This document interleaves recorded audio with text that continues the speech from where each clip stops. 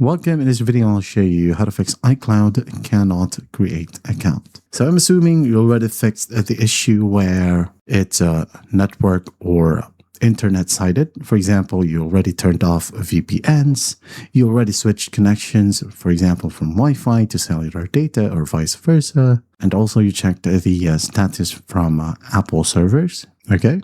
And there is no problem. So the best workaround to create an account is by going ahead and opening up a web browser instead of using the settings app. So go ahead and open up Safari or any other browser. Okay, let's go ahead and open up account.apple.com. All right, again, account.apple.com, hit on go. Wait for it to load. Once it loads, go ahead and tap on this cute drop down.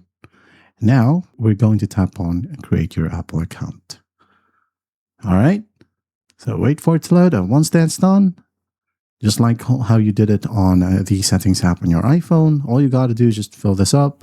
And then after that, go ahead and just scroll all the way down and hit on continue for the basic prompts. And after that, you are good to go.